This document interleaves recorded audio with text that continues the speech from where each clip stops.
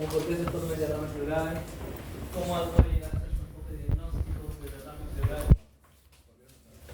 qué es lo que deben pedir, qué es lo que deben hacer, y qué deben escuchar, entre otras cosas. Después de toda la TV y los antituberculosos, la medicina, la droga, esto es un poco más tranquilo. Muy bien, avancemos. Diagrama pleural. Entonces vamos a ver cosas que deben saber es que el pulmón se encuentra envuelto por una capa, que es la pleura. Y esta pleura tiene dos capas, ¿no? ¿Cuál es? Visceral y la parietal. ¿Dónde se encuentra la parietal? Más externa. Ajá. Más externa. Externa. ¿Dónde? Externa. En la pared torácica. En la pared torácica. Tienes una pleura parietal que va hacia la pared torácica, que es esta parte de acá. ¿Y en la pared torácica qué hay? Hay vasos sanguíneos, ¿sí?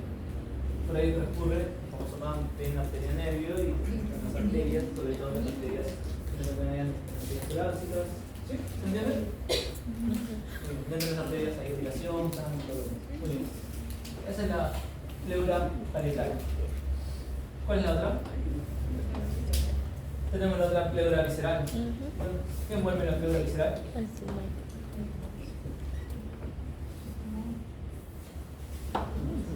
El pulmón, muy bien, el pulmón. Y el pulmón está compuesto también por alveolos. ¿Y qué envolvía los alveolos? ¿Qué era la redecilla que tenemos ahí?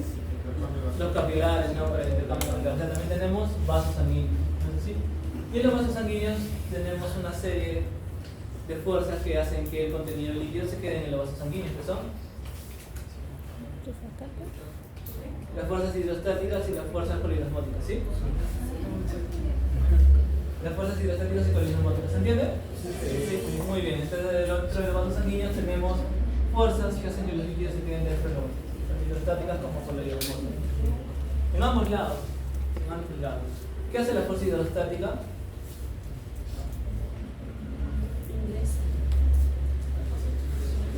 Hace que el líquido salga. Cuando hay un aumento de la fuerza hidrostática, hace que el líquido salga. Y las fuerzas poliosmóticas mantienen el líquido dentro del elemento. Entonces, mediante estas fuerzas, lo que se hace es este tipo de líquido que se forma a este nivel se coloca dentro de los espacios de ambas pleuras, ¿sí? Tanto de la pleura parietal y visceral, formando ahí en esa zona el líquido pleural. ¿Entienden? Entonces, en la acumulación de este líquido, una de las causas de la acumulación del líquido pleural o un aumento de este líquido pleural en este espacio es una alteración o un desbalance entre las fuerzas hidrostáticas y poliosmóticas. ¿Se entiende? Ya. Listo. Entonces, normalmente nosotros producimos líquido en este espacio virtual de ambas pleuras viscerales y parietales, que aproximadamente viene a ser de ¿cuánto? 0.5, creo. 0.5. ¿Cuánto líquido hay normalmente en los espacios? No es mucho.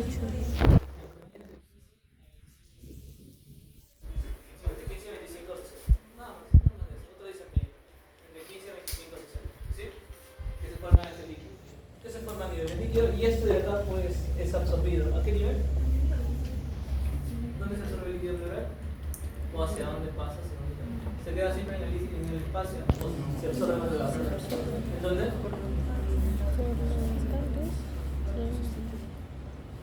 ¿En dónde? ¿Linfáticos? En las linfáticas. ¿Sí? En el sistema linfático es absorbido, pasa por ahí. Y cuando este se obstruye por un proceso neoplásico, un proceso inflamatorio, el líquido se va a comenzar a acumular.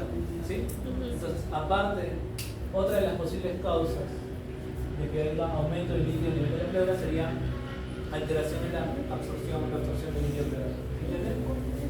Ya tienes dos posibles: alteración en las fuerzas hidrostáticas coliosmóticas o alteración en la retorsión del líquido pleural. El volumen normalmente es de 15 a 25 cc y cuando esto comienza a aumentar, zonas localizadas pueden ser apreciadas en las imágenes que podemos ver. Muy bien, eso es lo normal, eso es lo que uno normalmente ve. Pero cuando hay una alteración de esto y el líquido comienza a acumularse, comienza a ser patológico. y esto puede presentarse en diferentes tipos de pacientes. Entonces, una de las primeras partes del estudio de derrame pleural es una buena historia clínica. Pero ¿en qué tipo de pacientes están ustedes? Antecedentes, edad, factores de riesgo. Así es nuestro enfoque de una historia de derrame pleural. Una buena historia clínica, anamnesis, sumado a signos y síntomas. ¿Qué signos y síntomas puede tener un paciente con derrame pleural? Disnea. Dolor torácico. Disnea. Dolor pleurítico. Ujú. Muy bien, ¿qué más? Tos. Síntomas generales que puede tener un paciente con derrame pleural: disnea, dolor pleurítico y tos. ¿El dolor pleurítico es un dolor tipo? Punzante. Tipo punzado. ¿Sí? Muy bien. Características que puede tener. El paciente puede llegar a consulta y dice: doctor, me duele el costado, ya llevo meses así y ahora comienzo a cansar. ¿Sí? Y tengo tos, me da tos de vez en cuando, corro, camino y me duele y luego me irrita y me genera tos. ¿Ya? El paciente puede tener otras causas, ¿no? Puede tener otras causas. El cuerdo, la causa del derrame pleural, puede tener otros síntomas: edema, intoxicación tubular, pensamiento cardíaco, pensamiento nefrópata, puede tener otitis, antecedentes, factores de riesgo, como un familiar que haya tenido tuberculosis en casa. Puede tener muchas otras causas, otras sintomatologías asociadas. Pero las generales son estas: disnea, dolor pleurítico y tos. Tu paciente viene con la clínica, viene con los signos y síntomas.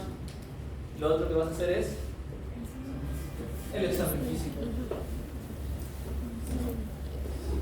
El examen físico. Entonces, ¿cómo es el examen físico de la parte respiratoria? Inspección. Otra vez, ¿comienza todo? Inspección. Inspección, muy bien. ¿Qué pasa con la inspección en un paciente con derrame pleural? Asimetría. Abovedamiento. ¿Qué? Abovedamiento. Abovedamiento. Cuando es mucho líquido. Asimetría. Asimetría. Asimetría. Puede haber asimetría. Muy bien. ¿Qué es lo otro? Amplexación. ¿Cómo está la amplexación? Disminuida. ¿Cómo está? Disminuida. Disminuida. Muy bien. ¿Qué más?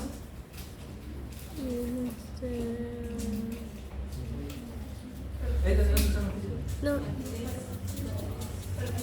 Palpación. Bien, ¿qué van a palpar? Muy bien. ¿Y qué vas a buscar? Vi las vibraciones vocales. Eso es percusión. Ya, vamos a buscar percusión ahora. Percusión osmotica. Vibraciones vocales, muy bien. ¿Cómo van a ser las vibraciones vocales? Disminuidas. Abolidas, disminuidas. Disminuidas, muy bien, disminuidas. Vibraciones vocales abolidas. ¿Qué más? Puede haber roce pleural. ¿Cómo va a ser el roce pleural?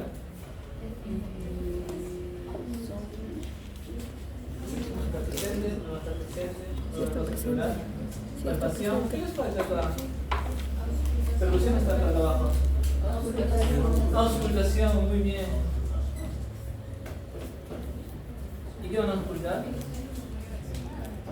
Vibraciones vocales hacia arriba, acá el murmullo vesicular. ¿Cómo está? Disminuido. Abolido. Abolido, disminuido. Abolido. Abolido. Y ahora sí, ya, la percusión. Matidez. Ahora sí, más sencillo. Matidez. Muy bien, entonces tú vas a hacer tu historia clínica, tu paciente que llega a consultorio, emergencia o estando en piso, haces tu anamnesis, los signos y síntomas que te dice el paciente, más todos los agregados que puedes encontrar entre el examen físico y esto. Y al examen físico de la parte respiratoria encuentras asimetría, amplexación disminuida, palpación, vibraciones vocales disminuidas, un número vesicular abolido y matidez. Entonces, uno de tus posibles diagnósticos sería Derrame que ese pleural. paciente puede tener. ¿Qué puede tener? Un derrame pleural. ¿Pero cómo lo podrías? Porque la historia clínica te dice diagnósticos en trámites. ¿Un síndrome? Efusión pleural. No, efusión pleural. Un síndrome pleural, sí, sí. Un síndrome pleural. Muy bien. ¿Qué sigue? Confirmarlo. Confirmar. ¿Con qué lo confirmas? Con radiografía. Radiografía. Radiografía de tórax, ¿no es así? Fosa anterior y lateral, para ver el líquido. Muy bien. Hasta ahí para poder diagnosticar el derrame pleural. ¿Se entiende? Muy bien. Toda radiografía de tórax. ¿Por qué le pides fosa anterior y lateral una radiografía de tórax para el líquido pleural? Para ver el derrame. ¿Por qué se ¿Por qué derrama? no solamente le pides fosa anterior? ¿Por qué también le pides la lateral? Por la cantidad de líquido.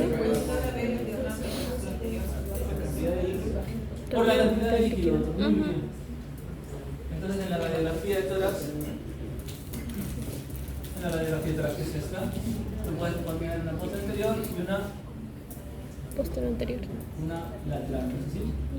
Posterior. Muy bien, entonces tú puedes tener líquido en tu radiografía posterior anterior. Pero hay veces que el líquido no se ve, pero sí se ve en tu radiografía lateral, porque es más sensible esta de acá. Y puedes encontrar líquido. ¿Cómo se llama esta zona? En el ángulo. Costo diafragmático. En el ángulo costo diafragmático, ¿anterior o posterior? Posterior, muy bien, muy bien. Entonces, hay líquidos que quizás no se puedan ver en la radiografía posterior anterior, pero sí se pueden ver en la lateral. ¿Aproximadamente cuánto de volumen? 75 cc. En la posterior anterior, en la lateral. 75 cc creo. Unos consideran 50 y otros consideran 75 ¿sí? De acuerdo a la literatura. De 50 a 75 centímetros. Puedes comenzar a ver obturación de los senos diafragmáticos en la cara lateral. Y para que todo el líquido cubra el diafragma,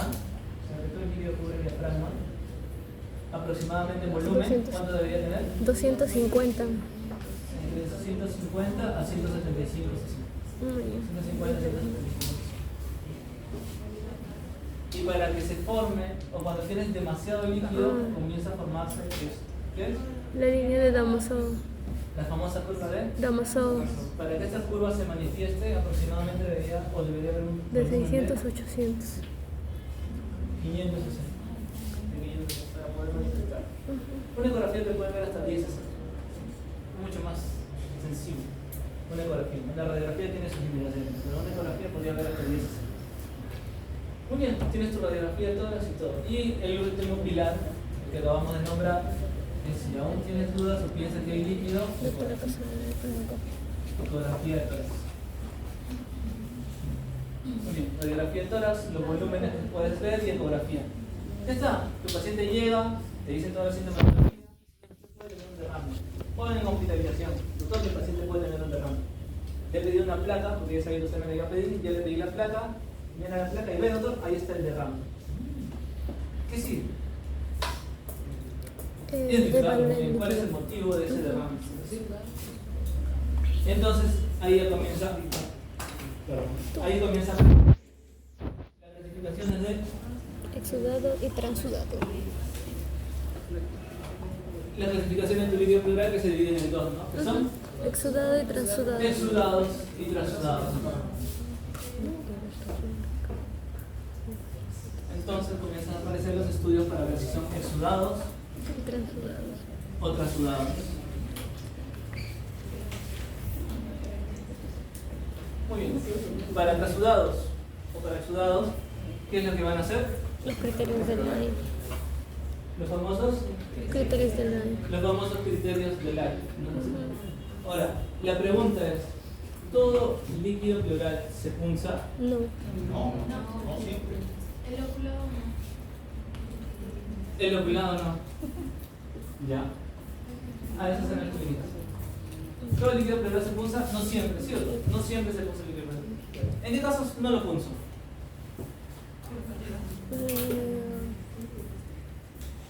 Si lo paso es porque ya lo acabamos de hablar, por supuesto. ¿Cómo hace que ya lo vimos? Ya, punto aparte, paréntesis. ¿Qué es egofonía? ¿Qué es egofonía? Con un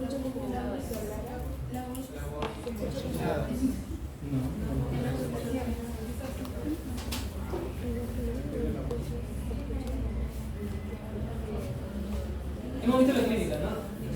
¿Qué es egofonía? Latino. Ustedes son parejas. ¿Se acuerdan? Porque no se escucha nada. Cuando ustedes ponen el esteto y le dicen al paciente que diga. No, le crees el botón para la vibración. Para que le diga, ¿y va a sonar como? Bien. Muy bien. Entonces, habíamos visto en la clínica cómo se ve un derrame, ¿no? Ampliación disminuida, vibraciones vocales disminuidas, percusión submate o mate, ¿no es así? Y ocultación abolida. Entonces, tú dices, doctor, mi paciente tiene esto, yo creo que es un derrame. Y le voy a pedir la placa. Mientras mandas a uno de tus externos a facturar, el otro externo te pregunta, pero ¿por qué no es una neumonía? Por aquí. ¿Y qué síndrome neuropulmonar te da la neumonía de todo esto? Condensación. Muy bien. Y el interno te dice, ¿por qué no puede ser una neumonía si la ampliación también está disminuida? Porque ¿cómo están las vibraciones vocales en la neumonía? Aumentadas. Porque el interno te va a decir, el externo te va a decir, pero también hay mate, ¿ya? Pero tú le dices, no, las vibraciones en la condensación están aumentadas, ¿sí? Y en la ocultación, ¿qué es ocultas en la neumonía? Estertos. Crépitos. Muchos crépitos en la neumonía. Tú le explicas eso a tu externo, porque tú cuando seas interno ya vas a saber todo eso, ¿no? Muy bien. Entonces, ¿hubo necesidad de tener una placa para descartar entre uno y el otro? No, solo con la clínica. Y el externo más insidioso agarra y dice, ¿y por qué no es un neumotórax? Pero el neumotórax. Entonces le vas a decir, no, porque ¿cómo está la percusión en un neumotórax?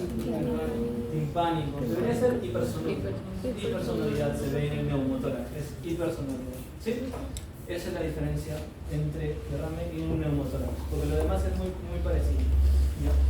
Y luego el interno te va a decir, ¿y por qué no es una telestasia? Este externo es muy preguntón, tú le enseñas, enséñame, yo te estoy ayudando, enséñame, te va a decir. Y te va a decir, ¿por qué es una telestasia? Y tú le vas a decir, ¿qué vas a decir? Porque las vibraciones son abolidas. La telestasia y los derrames tienen muy parecida a la clínica. Tienen ampliación disminuida, vibraciones abolidas, percusión.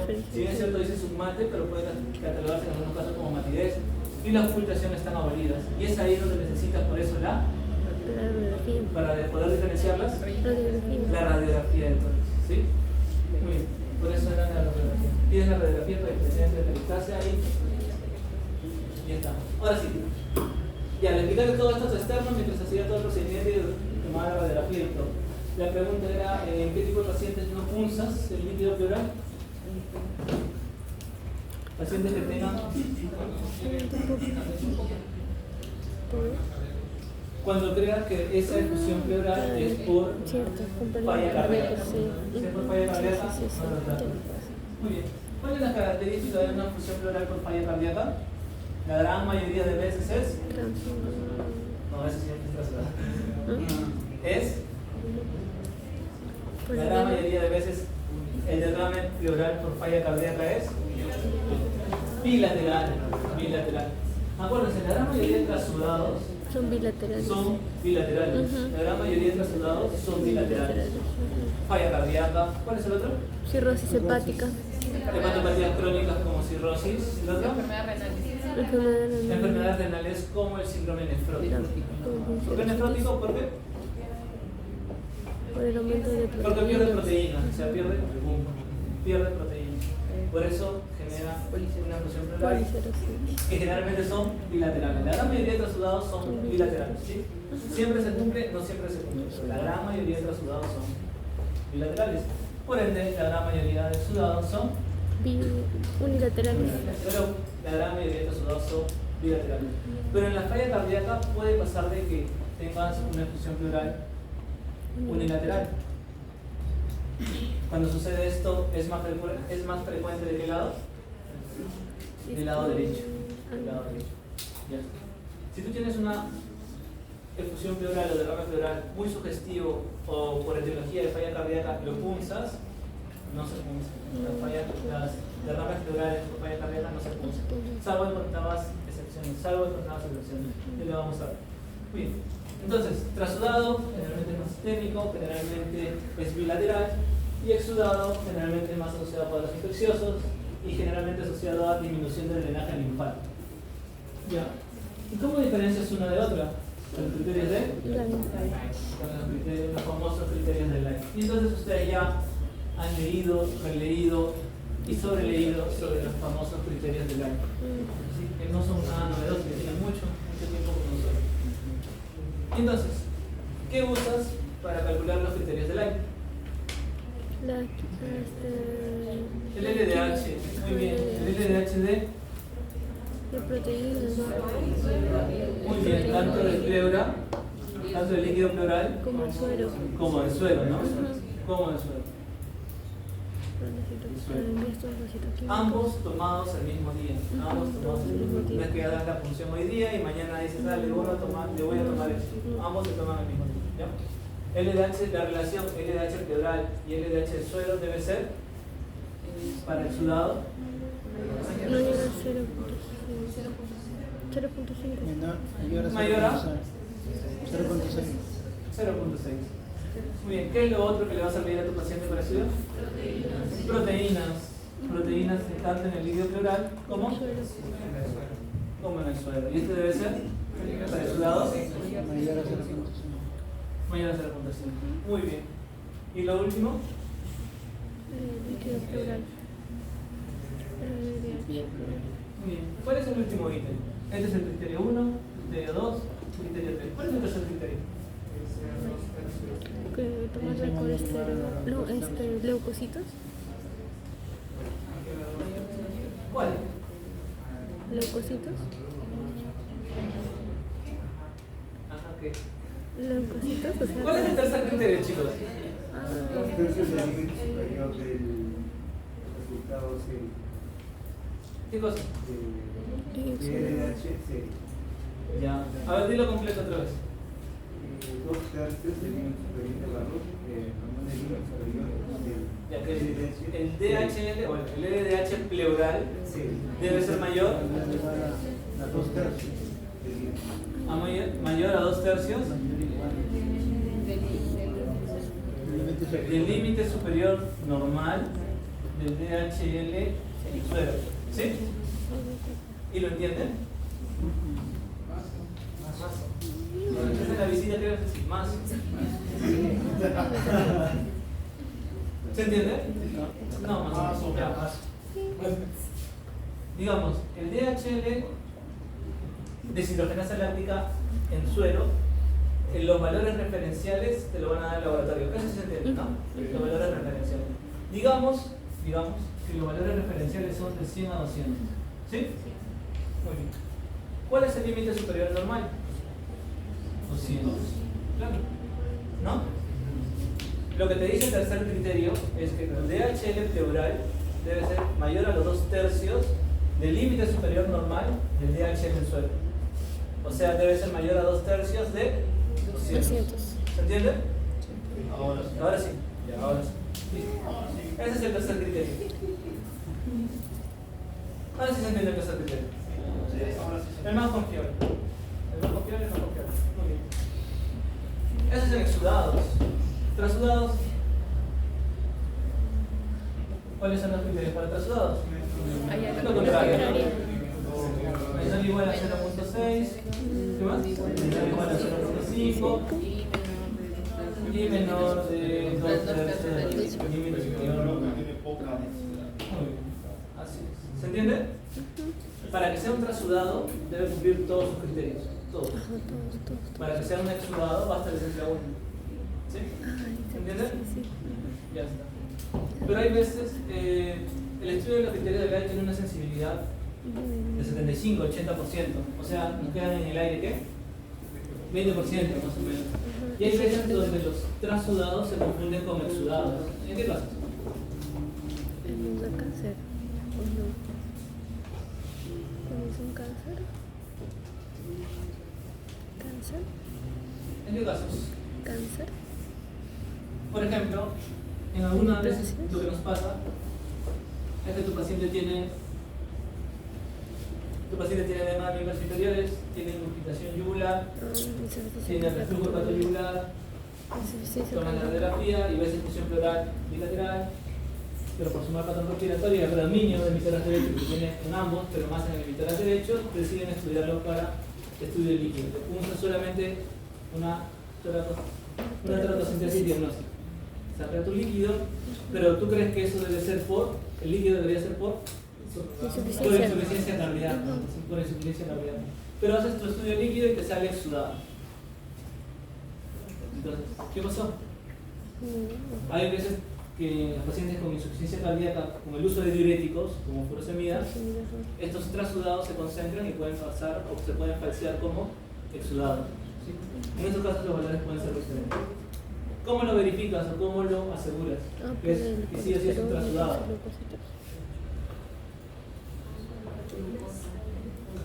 Haces tu relación proteína sérica líquido pleural. Si este es mayor a 3.1 es un trasudado. Haces tu relación albúmina sérica líquido pleural. Si es mayor a 1.2, trasudado. Le puedes dosar pro-BNP a tu líquido pleural de ese paciente. Si es mayor a 1500, trasudado. Es por causa de la falla cardíaca. ¿Sí? Listo. Entonces, causas de trasudados hay un montón. Hay como 60 causas de patologías que te dan derrame pleural. Derrame pleural en general. ¿Ya? Hay cuatro causas más frecuentes. La primera de ellas, la que acabamos de hablar con él, Insuficiencia cardíaca. ICC.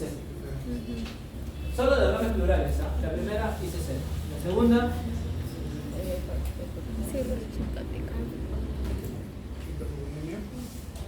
paraneumónicos. Segunda causa. Tercera,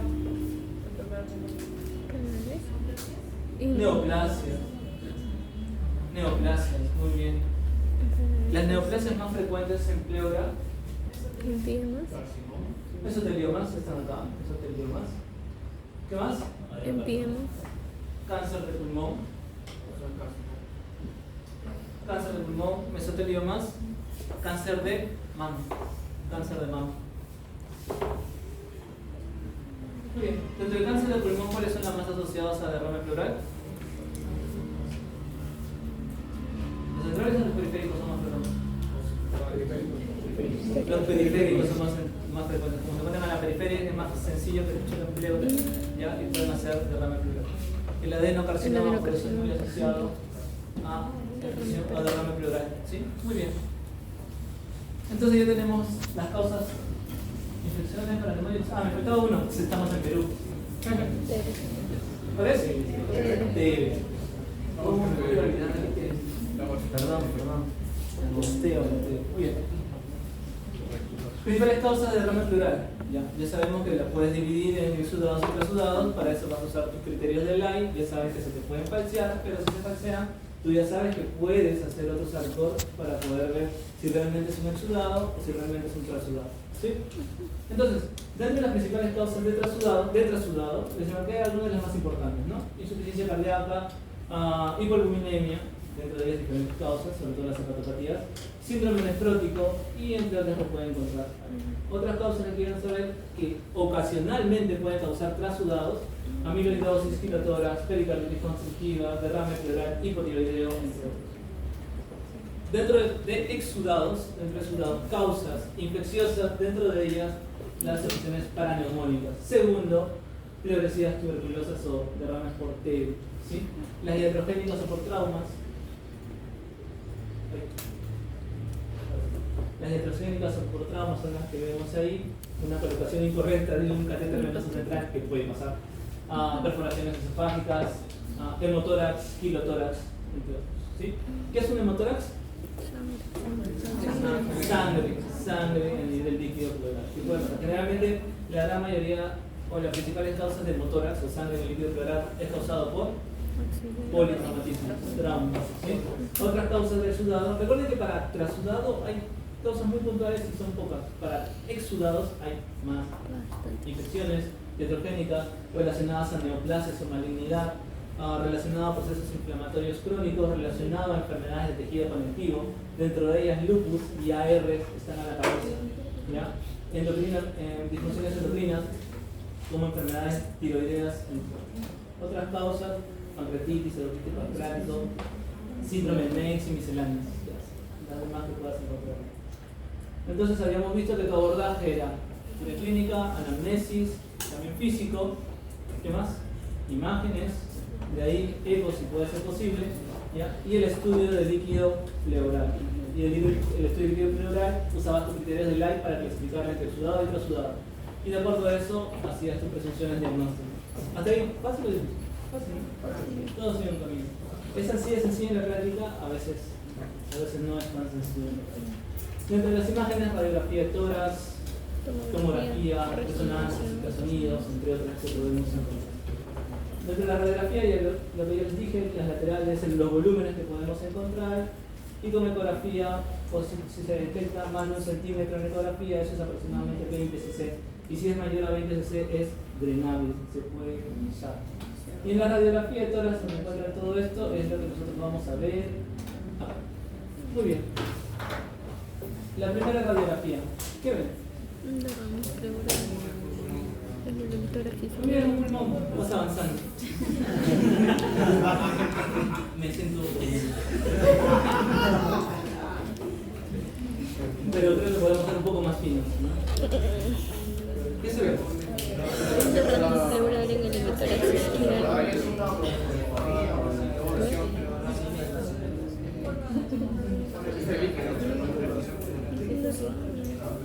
Bien, entonces veo una radiografía de tórax posterior anterior donde evidencia una imagen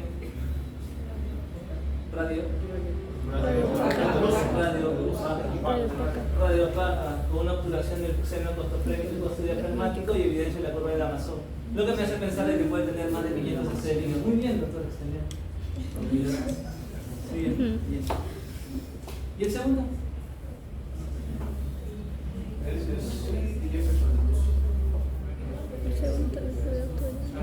Una radiografía de tórax antes de posterior anterior. Muy bien. Este es el seno costodiafragmático izquierdo y este es el seno costodiafragmático derecho. Donde presentan una elevación de esta parte. ¿Eso sería? Un derrame pleural a ese nivel, unos 150 o 260, ¿no? Que se ve la obturación en ese lugar. ¿Sí? ¿Se entiende? ¿Fácil o difícil? Fácil, ¿no? Fácil. Muy bien. Ahora.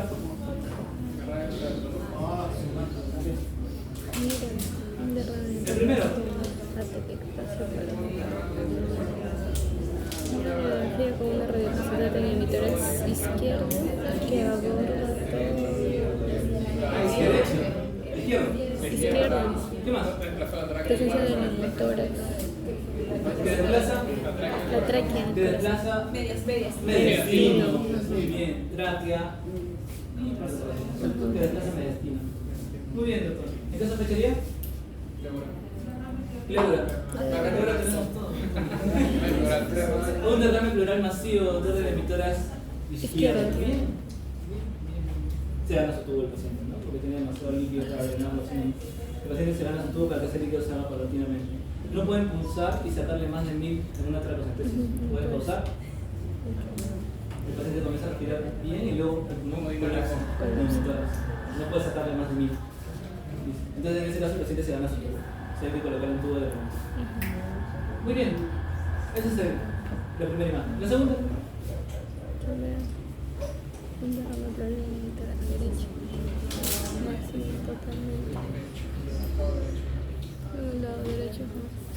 Una radiocapacidad en el hemitórax derecho sin desplazamiento de mediastino.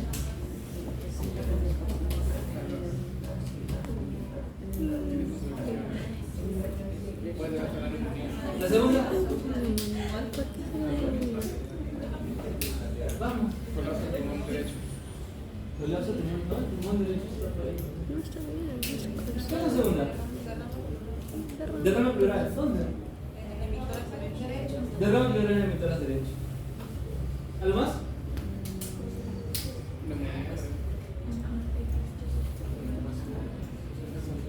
No, me decían que era fácil.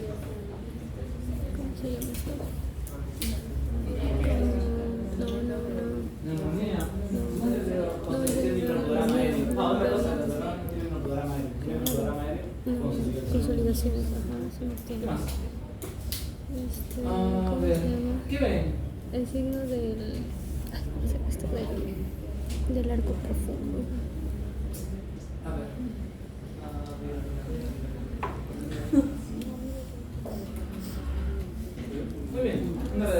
vértebras, póster anterior, pacientes ahí, y me dice que hay derrame. ¿Dónde ven el derrame? A ver, vamos a ver. Los genos costofénicos, costodiafragmáticos, costodiafragmáticos para derrame, no sale la placa, ¿sí? Pero lo que me llama la atención de esto son dos cositas. Uno, Las cáscaras de arroz los espacios intercostales. intercostales están en esta forma, en el interés izquierdo y en el derecho están igual, están aumentados, están disminuidos, ¿no sé? Están disminuidos. Dice que no se evidencia muy bien acá, pero esta imagen es parte de la tráquea, se está yendo más para el lado derecho. Ah, entonces una teletasia, pero también se ve blanca, como la otra. ¿Se punza o no se punza? Muy bien, las teletasia no se punzan. ¿Sí? ¿Cuál es la duda a veces? Que a veces acá, si tú ves que jala el mediastino hacia la zona de la lesión y ves disminución de los espacios costales, sencillo, todo es una teletasia. Pero hay veces que se ve más blanco y no se aprecia bien el mediastino. Hay dudas, entonces. Y tú ocultas, y habíamos dicho que las atelectasias y los derrames tienen clínica igual o diferente. ¿Diferente? No hay atelectasias y derrames pueden tener clínicas iguales al momento de ocultar el pulmón. Y las imágenes a veces pueden ser muy parecidas. A veces hay dudas para los internos y llaman al paciente. Y el paciente dice, yo también tengo dudas. Llaman al asistente. ¿Y qué hace el asistente? Llama a Neumo. Viene Neumo, ¿y qué te dice Neumo? Te pide una tomografía. Ya con la tomografía se le ya más sencillo. Claro, porque nadie se va a arriesgar a punzar una teletasia, no haces neumonía, es peor. ¿Sí? Entonces, cuando hay dudas, amplían. Cuando no, cuando dicen, no, esta es una teletasia, fibrobronco, quitas el moco y destapas y se enfría. Y oxígeno, le das oxígeno a tu paciente. ¿Sí? ¿Fácil o difícil? Más o menos. Ya. ¿Eso? Izquierdo. Tienes bastante líquido. Habíamos dicho que si tienes mucho líquido, tú podrías ver la curva de Damasón. Pero acá no impresionante la curva. ¿Por qué? Porque no está dentro de 500, debe tener 200, 150. ¿Y hubiera? ¿Qué podría haber ahí? Aire. Entonces sería un Hidroneumotores. ¿Cuando hay aire qué es? Neumo. ¿Y cuando hay agua es? Entonces es un Hidroneumotores. O hidroneumotor. El aire lo que hace es comprimir y la curva de la presión no se ve. Tratamiento. Muy bien, y eso es para que vean que el líquido pleural se puede mover. Si el paciente lo tiene en base, si le tomas una radiografía en decúbito, el líquido puede moverse y ir hacia arriba, ¿no? Ese es el decúbito. Pero si el líquido no se mueve y se mantiene ahí, te hace pensar que el líquido puede estar encapsulado. Y eso es peor. Bien, ¿y eso? Que se mantiene. ¿Qué es? Doctor, yo veo una radiopacidad en tercio medio del emitor derecho. Muy bien, ¿qué es?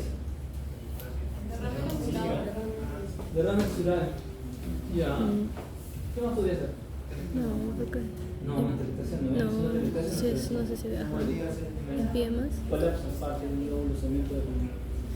Pero el doctor dice, puede ser una derrame de la cesura, ¿no? Porque todo esto es una cesura y el niño. ¿Qué más podría ser? Una radiopacidad de ese nivel, una tumoración. Entonces, ¿cómo diferencias una de otra? Las tumoraciones pueden verse así, son radiopacas. Perdón, radioluz. Sí, radiopacas. Tienes razón, ya no confundo. Son radiopacas. ¿Sí? Listo. Entonces, ¿cómo diferencias entre uno y el otro?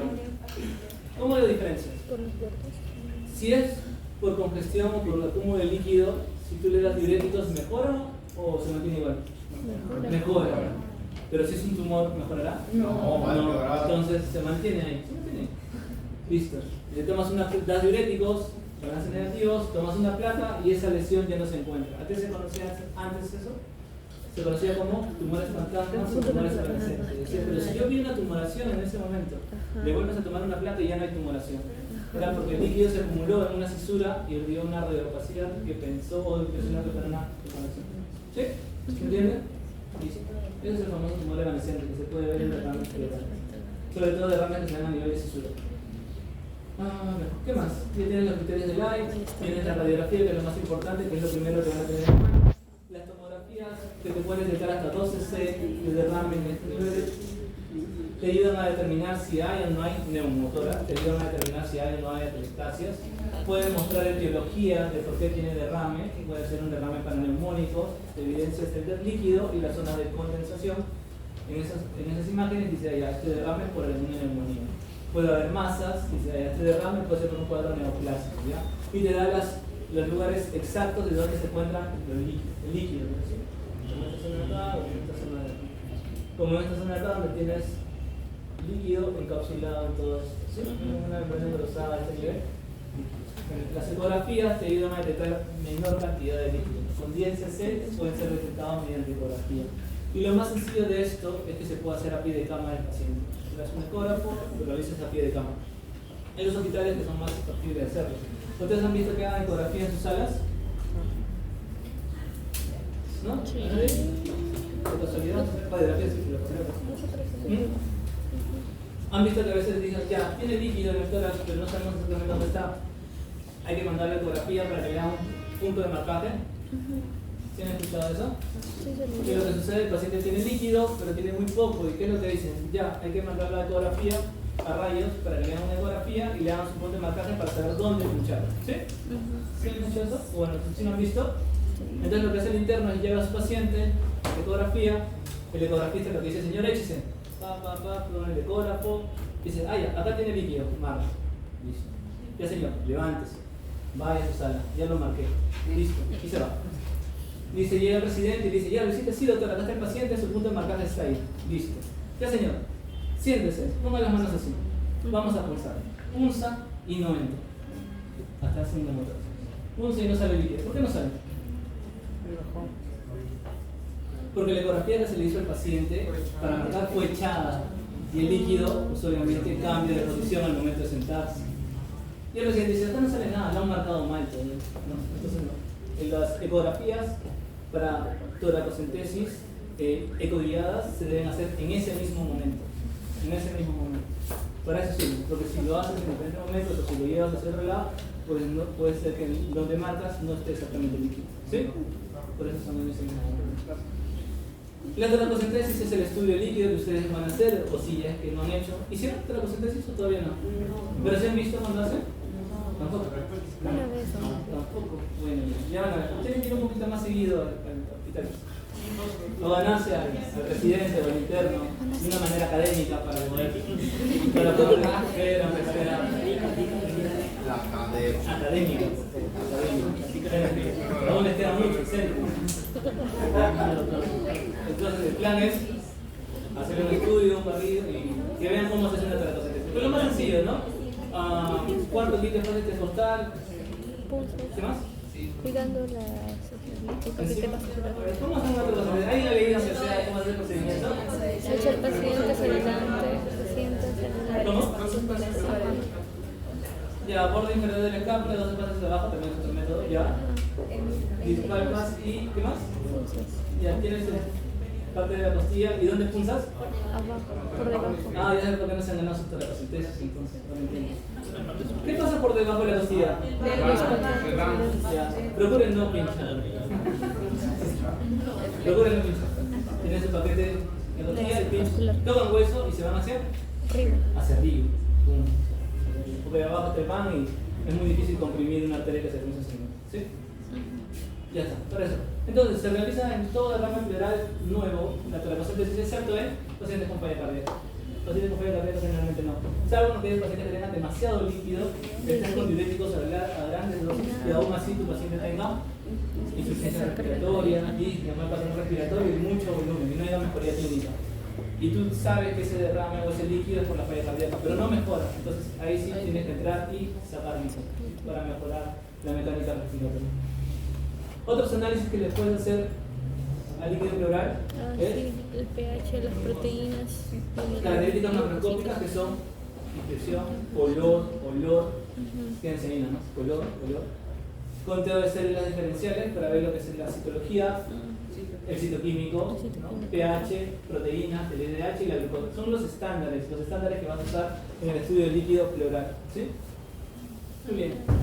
Otros estudios más específicos, puedes usar el ProBNP. ¿En qué tipo de pacientes? Cuando tú crees que el líquido pleural es por falla cardíaca. Muy bien, por falla cardíaca, ¿no? ADA, en Estados Unidos y en Europa se le hace a determinados pacientes con factores de riesgo. Acá en Perú, a todos, líquido pleural, a todos se le manda ADA, coloración de BK, Nielsen, que no tiene buena sensibilidad, pero igual se le manda, cultivos y citología. ¿Sí? ¿Se entiende? ¿Por qué el pH? Para el empiema, el pH es menor a 7.2. Muy bien, para el empiema. Para el empiema, para procesos infecciosos, se habla de empiema para tener un pH menor de 7.2. Hay fusiones paraneumónicas no complicadas y complicadas. Las complicadas son conocidas como empiemas. El análisis macroscópico que habíamos hablado era color del fluido y normalmente el fluido es de color amarillo. Si aparece rojo, si tú haces una función a un paciente, por ejemplo, dos pacientes que se tuvo en emergencia una vez. Un paciente de 80 años, fumador crónico, que viene por disnea, le haces la placa o fusión pleural del emitor derecho. Como tenía mal patrón respiratorio, no había incurgitación, no había edema, solamente el líquido, no había signos de que sea por falla cardíaca, punzas. Y sacas el líquido. Al momento de sacar el líquido, sale hemático, sale rojo. Una de las primeras causas en un paciente mayor, fumador, sería Cáncer. cáncer. Tú ves el líquido rojo y dices, esto es cáncer. ¿Sí? Puede ser cáncer. Puede ser, es lo más probable. Sin antecedente de nada. Segundo, viene un paciente de 17 años por emergencia, refiere que estuvo jugando fútbol y que se golpeó. Viene con la madre, preocupada ella, y viene por emergencia, como estaba solamente con la madre, el chiquito decía, me duele, gracias, diclofenaco y a su casa. Viene al día siguiente con más dolor, y esta vez lo que refiere es, siento que me falta el aire. Y lo veían pálido. Entonces lo sientan en la camilla y dicen, ¿qué pasó? Yo ayer vine, estuve jugando, me golpearon y luché una pelota con mi amigo, él quiso hacer una chalata y todo, me metió un patadón en el emisor acá en el pecho. Y ya, salí del juego porque me dolía y me fue a mi casa. Lo veías pálido, lo escuchas pulmones, murmullo pasa izquierdo, murmullo no pasa derecho. Placa, tenía derrame pleural. Punzas, sangre. Muy bien. ¿En qué pensarías? Traumatismo, entonces dice hemotoras. ¿Cómo lo confirmas? Mandas el líquido y le dices al laboratorio, hazme un hematocrito de este líquido. ¿Mayor a? ¿A cuánto debería ser? ¿Cómo diferencias un hemotórax y no solamente un líquido hemático? ¿Por el tipo de coagulación? ¿Cómo los diferencias? ¿Cómo? ¿La coloración? Ambos son hemáticos. Muy bien, el hemotórax puede coagular, ¿no? Lo estudias el líquido y se coaguló, listo. Uno es la coagulación, presencia de coágulos. Lo otro, el hematocrito, que debe ser mayor a 50% del hematocrito del paciente. ¿Sí? Muy bien, la calidez. Y luego la segunda pregunta, cuando tienes un hemotórax, la segunda pregunta que es aparte de llegar al diagnóstico es estabilidad hemodinámica. Si tiene inestabilidad hemodinámica en un paciente con hemotórax, el paciente va a cirugía de tórax. Hay que entrarle a ese paciente y evitar que siga sangrando. ¿Sí? ¿Se entiende? El niño no llegó a inestabilidad hemodinámica, menos mal. Ya, entonces, los análisis ya habíamos hablado de las proteínas, habíamos hablado del DHL. Un punto a recordar del DHL, que cuando tiene más de 1000, sobre todo más de 1500, puede ser considerado dentro de patologías como artritis reumatoides, paranominiasis o malignidad. ¿Sí? Cuando un DHL está demasiado alto. El líquido pleural. Ya está. Colesterol y triglicéridos, cada uno se diferencia en una cosa. Kilotórax es la presencia de triglicéridos, ¿sí? En el líquido pleural. Ya. Kilotórax es la presencia de triglicéridos en el líquido pleural. Y un pseudokilotórax. Un pseudokilotórax es la presencia de colesterol. ¿Ya? A diferencia de un kilotórax que es la presencia de triglicéridos, sobre todo mayor de 110, la presencia de... ¿Qué lo dice todavía? No, ahí está. Pseudokilotórax, presencia de colesterol mayor a 250. ¿Sí? Muy bien. Pero digamos que tú punzas, pero te lo puse, acá está. Digamos que tú punzas tu líquido pleural, probablemente tu mascarilla no te corre bien y ese líquido pleural huele a amoníaco. Huele a amoníaco. Y dices, pero este líquido pleural no huele raro, huele a amoníaco. ¿Ya? Y dices, y tú recuerdas tu clase de hoy y dices, si yo olía amoníaco, tenía que pensar que este líquido pleural podría tener algo de orina, líquido de orina. Eso se conoce como urinotórax. Urinotórax. Entonces, para confirmar ese diagnóstico, dosas creatinina. Creatinina en líquido pleural entre suero. La relación entre creatinina y líquido pleural en suero debe ser mayor a 1 para pensar en urinotórax. ¿Sí? ¿Se entiende? Pero es más peligroso. La glucosa, que normalmente debe ser casi muy similar al plasma, pero si tienes una glucosa muy, pero muy baja, puedes pensar en empiemas, porque las infecciones, porque las bacterias consumen glucosa, pero si no es un proceso infeccioso, en artritis reumatoide. Dos de las patologías que te bajan mucho la glucosa en el líquido pleural. ¿Ya? Si la glucosa baja, pero no tanto, puedes pensar en TB, lupus o procesos de malignidad. ¿Ya? El pH, como bien dijo su amiga, su compañera, un pH menos de 7.2 me hace pensar en procesos infecciosos, acá ven de 7.3 para que entre el mejor diagnóstico, pero menos de 7.2 se habla de empiemas. La amilasa, cuando piensas, puedes usar amilasa en el líquido pleural cuando piensas o crees que esta efusión es causada por una pancreatitis o una efusión pleural pancreática crónica o puede estar asociada a malignidad.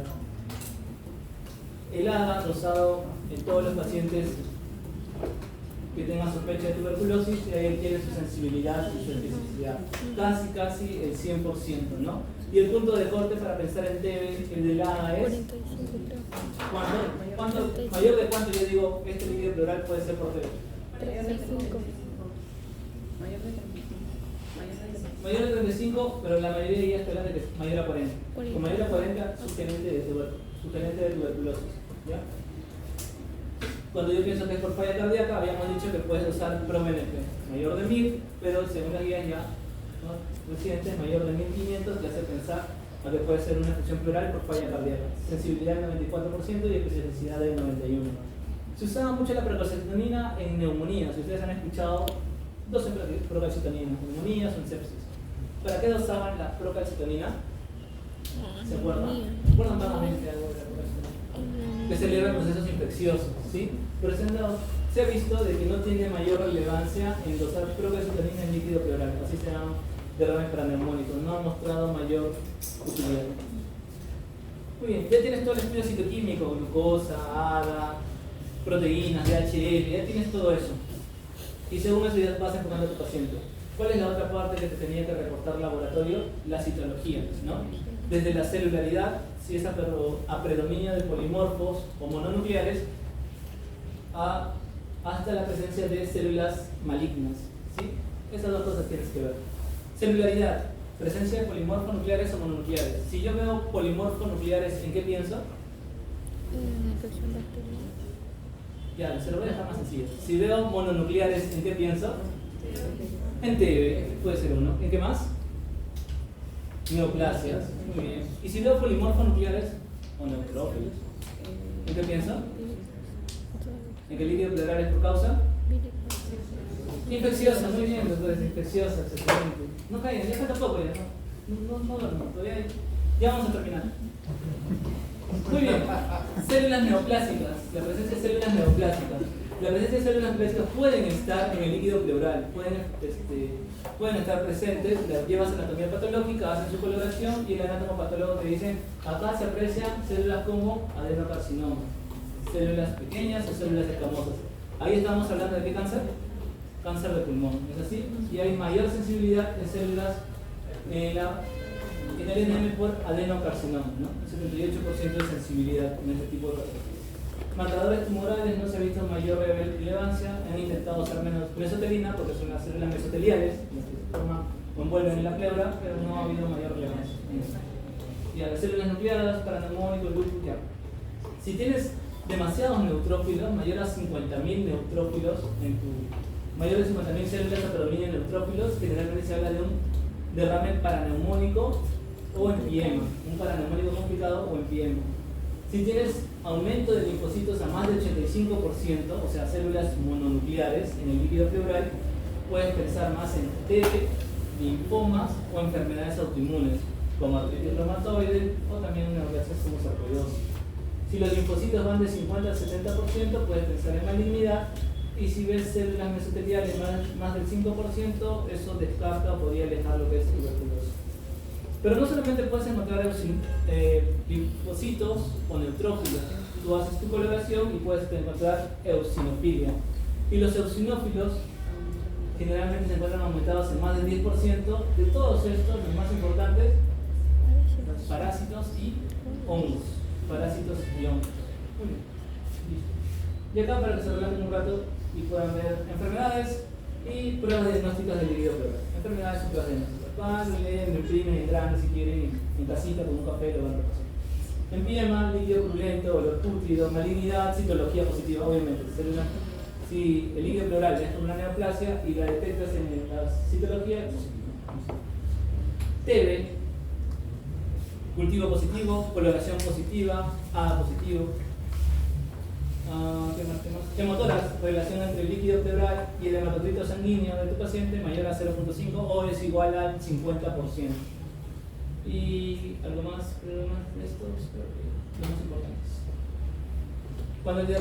Cuando tienes tu líquido, lo estudias, has hecho todos tus estudios, tienes tus imágenes y aún así no llegas no te queda claro por qué tiene tu paciente derrame, puedes llegar a anteceder historias de tu paciente. De nuevo, señor, vuelvo a hacerle otras preguntas. Antecedentes de afecciones pancreáticas, hepáticas, ha ido de viaje a alguna parte, en los últimos meses ha tomado alguna medicina, algún anticonvulsivante, algo que le genere alguna patología nueva. Entonces, porque algunos pacientes tienen afecciones pancreáticas crónicas, como pancreatitis autoinmunes crónicas, tienen enfermedades hepáticas crónicas no diagnosticadas, exposiciones a asbesto o a metales pesados, drogas que pueden generar fibrosis pulmonar o lupus light, que son fármacos que generan lupus. Tú suspendes el fármaco y el paciente mejora, ¿ya? Si tu derrame tiene semanas, puede ser por un cuadro paraneumónico, TEP o tuberculosis, y si tu derrame tiene meses, búscale otras causas, sobre todo asbestosis, AR, alteraciones linfáticas. La diferencia entre el trasudados que se presenta como exudados, ya lo habíamos dicho, las relaciones proteínas en suero y en líquido pleural. Y los derrames no diagnosticados, ya lo habíamos dicho, el linfocito, cuando hay muchos linfocitos en tu líquido pleural, las presunciones diagnósticas pueden ser TB, sarcoidosis, linfomas, kilotórax o pseudokilotórax. ¿Para kilotórax qué dosabas? Triglicéridos. ¿Para pseudokilotórax? Muy bien, me voy a arriesgar con esta. ¿Por encima de cuánto los triglicéridos? 600.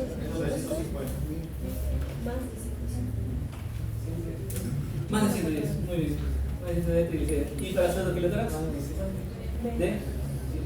Colesterol. Mayor. ¿Mayor de 60? Sabía que me estaba arriesgando, pero ya. Por lo menos con el kilotórax lo hicieron bien. Otras artritis, autoinmunes o fiebre amarilla, fiebre mediterránea y otras enfermedades. Por ejemplo, hay una paciente. ¿Quién va a 2 de mayo? ¿Alguien?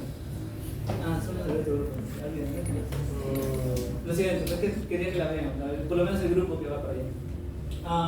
Entonces, cuando tu derrame no tiene diagnóstico, puedes ampliar imágenes. Haces tomografías con contraste. Si tú piensas que ese derrame puede ser por TEP, una angiotomografía para ver si realmente hay coágulos en esa zona que te pueden estar generando el problema. Si quieres ampliar diagnósticos, biopsias. Una cosa es entrar con tu aguja o con tu trocante para hacer la biopsia mordiendo la pleura cuando haces una toracocentesis. En ese momento puedes hacer la biopsia pleural. Pero el hecho de que salga negativo no te lo excluye. Recuerden que la pleura es toda una capa y tú puedes morder un lugar sano, hacer biopsia de esta zona y te va a salir negativo. Y otra cosa es entrar con una toracoscopía mediante, así como operan con trocantes en el abdomen, lo mismo en el tórax. Con una cámara entran hacia el tórax, ven el pulmón y donde está la zona de lesión, biopsia. Es mucho más específico. El manejo de la toracocentesis, además de diagnóstica, puede ser terapéutica, ¿no? Primero puedes usar para diagnosticar y en el caso de que habíamos dicho del derrame pleural masivo, no solamente para diagnóstico, sino también para manejo terapéutico, ¿no? Se realiza manejo según la etiología. Si el líquido, sacar el líquido no es el tratamiento, sacar el líquido es para mejorar los síntomas del paciente. El tratamiento final es tratar la etiología. Por eso es importante que encuentren la causa del derrame, ¿ya? En caso de no responder, digamos, tu paciente tiene una derrame pleural por un adenocarcinoma que ha hecho metástasis a hígado, riñón, cerebro. Lo que vas a hacer ¿es candidato a quimio? Cuidados paliativos. ¿Candidato a quimio? ¿Candidato a resección quirúrgica? No. ¿El manejo en ese caso sería? Cuando pasan al estadio 3B, ¿el manejo? Manejo paliativo, ¿no es así? Entonces, en ese paciente que hace derrames pleurales, ¿qué es lo que va a hacer? Sacarle líquido, pero va a volver a llenar porque tiene cáncer y ha hecho metapleura. Entonces, ¿cuál es el plan en ellos? Sacar el líquido y hacer una pleurodesis. Hacer que las pleuras se peguen para que ya no se produzca más líquido y ahí ya no vuelva a llenar nuevamente. ¿Sí? Eso se llama pleurodesis. ¿Con qué lo hacen? Con talco, yodo. Talco va muy bien. Y está con el claro. Entran, sacan el líquido con una camioneta y le ponen talco para que eso se pegue. 30-40% de efectividad, no necesariamente es efectivo siempre. La presencia de empiema es ¿qué es un empiema? Es la presencia de pus, ¿no? Es la presencia de pus en el líquido pleural. ¿Qué más tiene que ver? La glucosa siempre es baja en los empiemas. ¿Qué más? El pH en estos, habíamos dicho, es menor de 7.2. Mientras más ácido, peor es el cuadro. Mientras más ácido, ¿qué quiere decir? Que si tiene 7.1 es malo, pero si tiene 6.9 es peor. Mientras más ácido es peor. El DHL en los empiemas generalmente está aumentado a mayor de 1000. ¿Sí? Estos derrames son dopulados y todo empiema que se diagnostica se drena y se queda con tubo de drenaje. ¿Ya? Se queda con tubo de drenaje. ¿Y cuando yo pienso retirar ese tubo de drenaje a mi paciente que tiene su empiema? Cuando el drenaje es menos de 200 cc en 24 horas, cuando el fluido es seroso, cuando hay expansión completa del pulmón y cuando hay una mejora de síntomas en este paciente. ¿Sí? Cuando va terminando su tratamiento antibiótico. ¿Cómo es tu enfoque de tu derrame por trasudados? La bioquímica de tu paciente es todo lo que vamos a ver acá, lo que ya hemos dicho. Y tu paciente puede ser por falla cardíaca, por falla hepática o por falla renal. Derrame paraneumónico, estos pueden ser de todo esto, quédense con esto. Los derrames paraneumónicos pueden ser complicados y no complicados. Los complicados son los famosos empiemas y los no complicados son aquellos que el paciente hace neumonía y hace su derrame paraneumónico. ¿Este derrame paraneumónico tendrá gérmenes? ¿Sí? ¿No? Tal vez. Tal vez. No, este derrame paraneumónico generalmente es un líquido exudativo, es rico en proteínas, es rico en células abdominales neutrófilas, ¿ya? Pero muy raras veces tiene gérmenes, es un líquido exudativo. Si tú tratas la neumonía, este líquido se debería reabsorber. Si es un derrame complicado, este derrame tiene pus, tiene gérmenes en ese líquido y el pH es por debajo de 7.2, la glucosa baja y todas las características que ya habíamos dicho. Y manejo. Cuando vas a tratar una empiema tienes que cubrir tanto estafilococos aureus sensibles, bacilos gram negativos y anaerobios. Entonces la mezcla de tratamientos generalmente son estos. Cefalosporinas, que son de tercera o de cuarta generación, y petazo o carbapenémicos para el tratamiento de este tipo de pacientes. Entonces ya tiene más o menos el tratamiento de un paciente con un empiema. Por eso se le da. Y si es atendido en el hospital se debe cubrir MARS. ¿Y con qué cubre MARS? Vancomicina. Muy bien, fácil. La mortalidad en pacientes a los 3 meses que presentan derrame paraneumónico se mide con la escala pronóstica de RAPID, teniendo en cuenta la función renal, edad, algunas patologías previas, cirugías, dieta, factores dietarios diferentes, como son. Cuando hablan de factores dietarios, sobre todo el dosaje de albúmina. La albúmina es la parte nutricional. Bien. Mayor riesgo o riesgo alto tiene un 30% de mortalidad. Tiene un 30%. Y acá se le estudia tu derrame paraneumónico. Si es pus o si es pus, ya es un empiema. Si no es pus o te queda duda, te vas a ver el pH, si el pH es menos de 7.2, empiema y drenaje. Si tu pH es mayor a 7.2, solamente toracostosis evacuatoria, no le pongas tubo, dale antibiótico y el paciente mejorará. Dentro del derrame pleural más maligno, lo que tiene que aprender acá es, 1, imágenes. La tomografía, sobre todo contrastada, nos ayuda mucho en pensar o en plantear un derrame maligno. Por ejemplo, en esta imagen de acá, donde ven el líquido, acá se evidencia un engrosamiento del mediastino, disminución del campo pulmonar en esta zona, engrosamiento de la pleura.